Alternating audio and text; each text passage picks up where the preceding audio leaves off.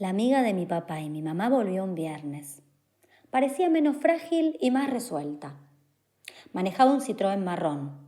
Cuando lo vi, supe que no era la primera vez que me subía a ese auto. Ya conocía ese asiento trasero con un lomo en el medio. Nos dijo que íbamos a pasar el fin de semana con ella. Yo me preocupé porque teníamos tarea, pero ella me dijo que la llevara, que la haríamos juntas el domingo. Tenía un departamento muy chiquito y había comprado 2 colchonetas para mi hermano y para mí. Parecía un poco nerviosa, pero después se fue relajando. Había hecho unos flancitos y estaba muy preocupada porque no se nos resbalaran del plato y le ensuciáramos la alfombra. Pero también le preocupaba que nos enojáramos con ella si nos retaba. Así que cantaba la canción de una propaganda.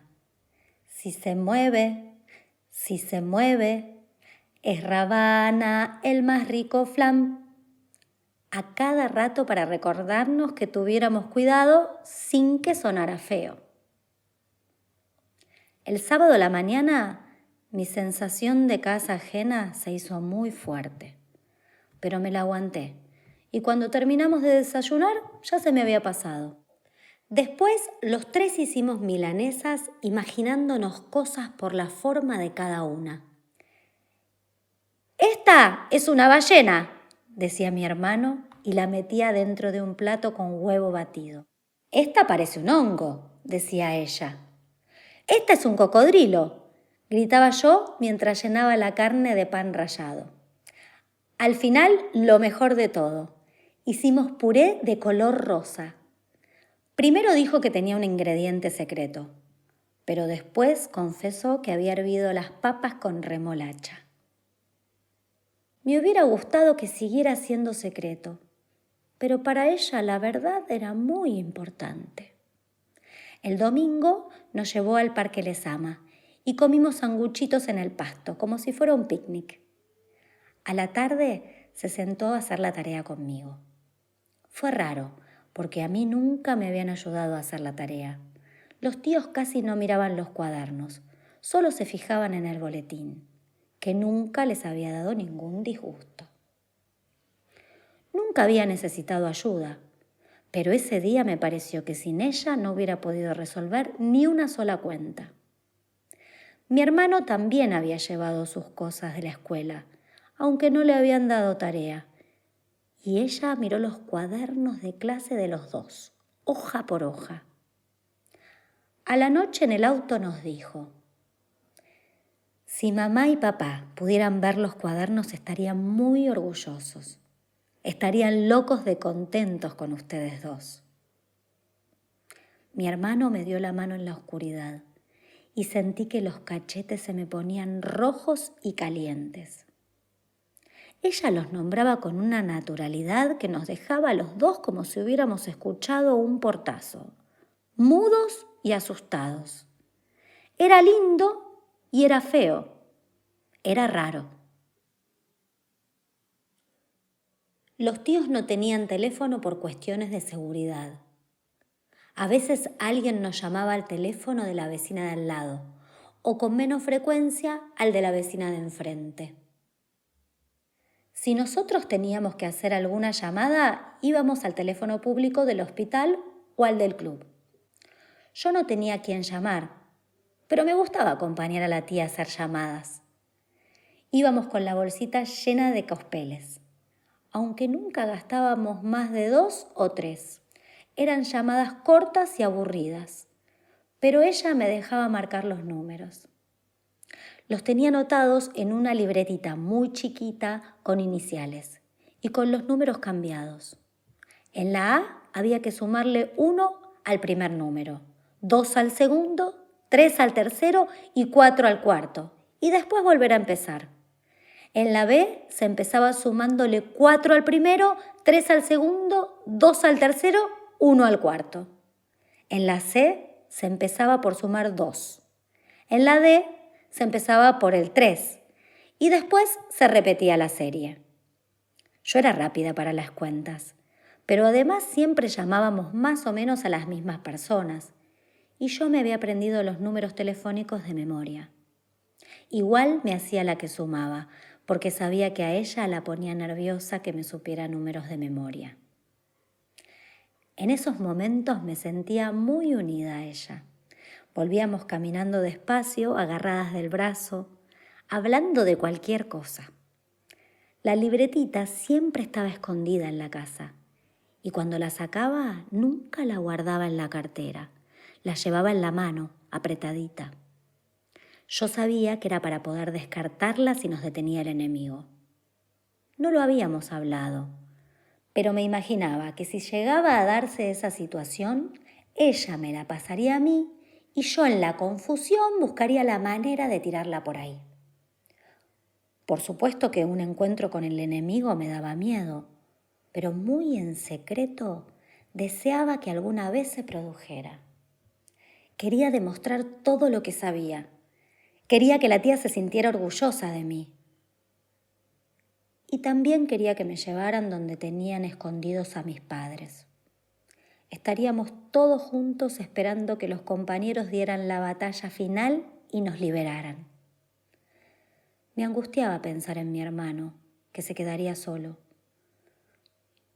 Pero pensaba que tal vez a mí, por ser niña, me liberarían y entonces yo podría ir a decirles a los compañeros cuál era la dirección exacta del lugar donde estaban presos.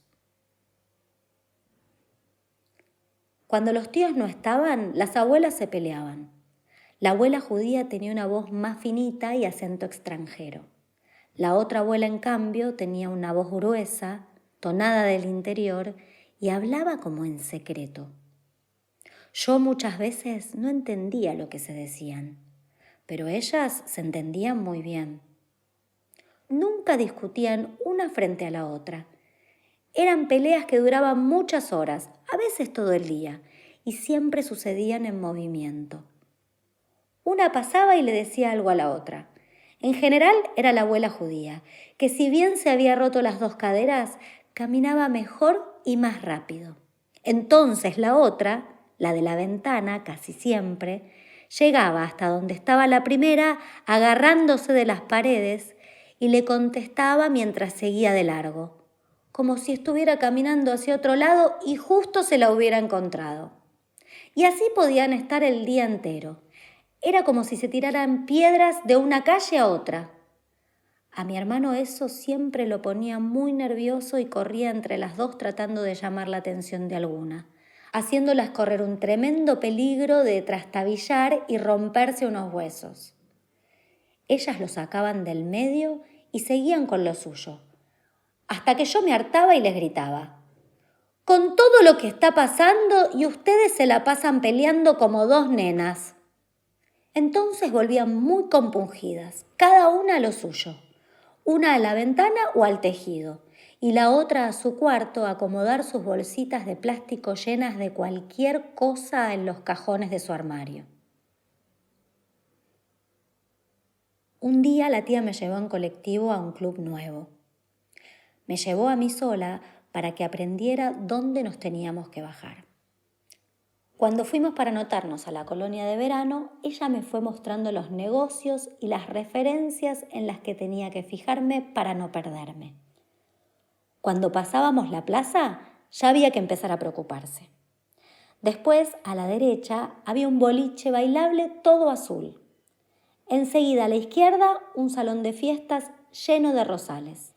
Ahí ya había que pararse y decirle al colectivero: «La parada, por favor». En la heladería nos teníamos que bajar, caminar una cuadra hacia adentro y después media a la izquierda. El primer día ella nos acompañó, pero iba sentada en otro asiento, como si no nos conociera, para que yo decidiera dónde bajar. Los nervios no me abandonaron en ningún momento. Iba repitiendo lo que tenía que ver, pegada a la ventana, apretando el bolso en el que llevaba la toalla y las hojotas. Me parecía una tontería estar tan preocupada. Yo sabía muy bien cómo hacerlo y era una operación bastante simple. Pero por eso mismo me asustaba mucho la posibilidad de fallar. Cuando nos bajamos del colectivo en la parada correcta, nosotros por la puerta de adelante, la tía por la puerta de atrás, me hizo un gesto con la boca de muy bien. Y caminamos hacia el club. El segundo día fui más tranquila y ya no tuve dudas. Y ella ya no me felicitó con ningún gesto. El tercer día ya íbamos solos. El nuevo club no se parecía en nada a Juventud Unida. El patio, la pileta a lo mejor se parecían un poco, pero el resto era totalmente distinto. Si bien nosotros seguíamos siendo especiales, estábamos becados por ser niños a cuyos padres les había pasado lo peor, el resto de los chicos también se veía especial, de una manera u otra. Se cantaban muchas canciones, se hacían rondas. Los maestros nos escuchaban y nuestras propuestas eran discutidas y realizadas. Al principio me pareció todo muy raro, hasta sospechoso, y no sabía cómo manejarme. Pero con el correr de los días me fui aflojando. Nadie nos criticaba ni nos miraba como nos miraban los vecinos, las maestras de la escuela y algunos familiares de los tíos que nos visitaban. Hasta el final del día, cuando teníamos que volver a tomar el colectivo y lo agarraba de la mano, no me volví a acordar de mi hermano. Confiaba en esos maestros. Me parecía que lo cuidaban bien.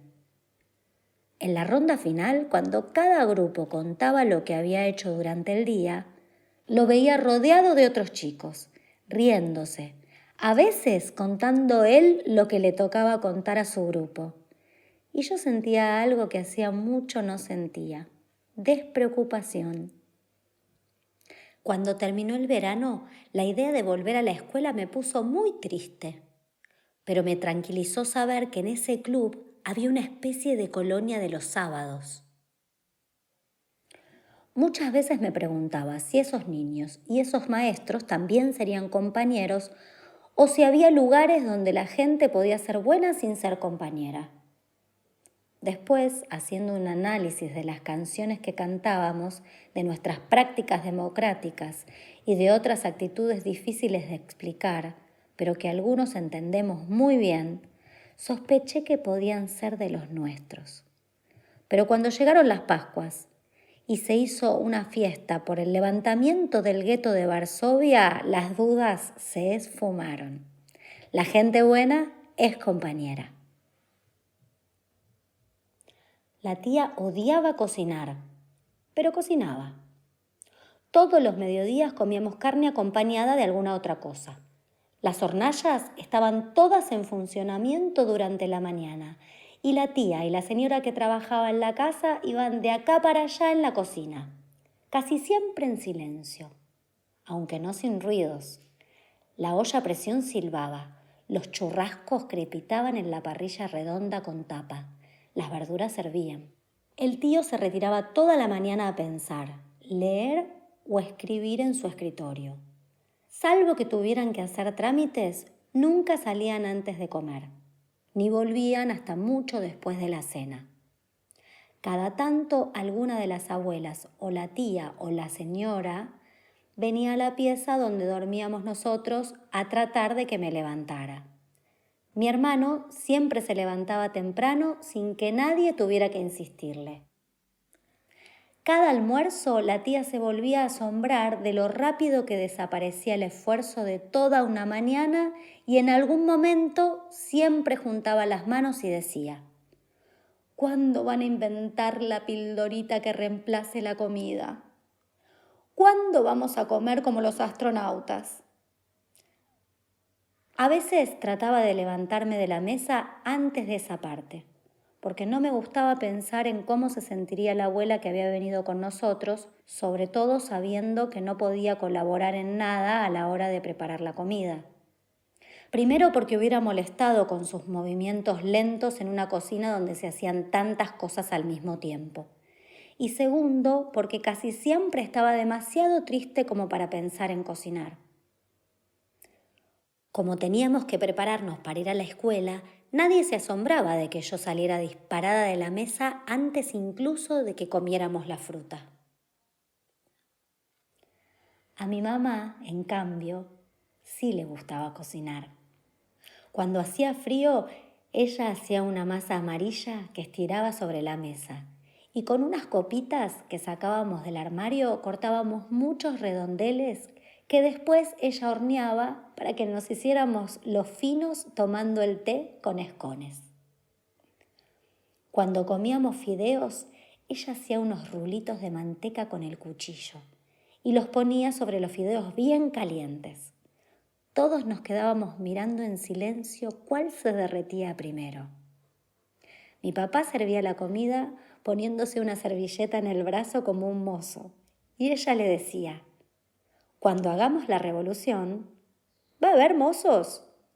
Y él le contestaba: «No sé, pero por las dudas, aproveche las mieles del capitalismo y déjeme una linda propina». Era lindo comer en mi casa. Una tarde de sol, el tío estaba en la cocina apoyado contra la silla de la cabecera, obstruyendo la salida al patio. Yo quería pasar, pero no podía, y como estaba en mi mundo, no le pedí permiso. Lo empujé varias veces en silencio para que se corriera.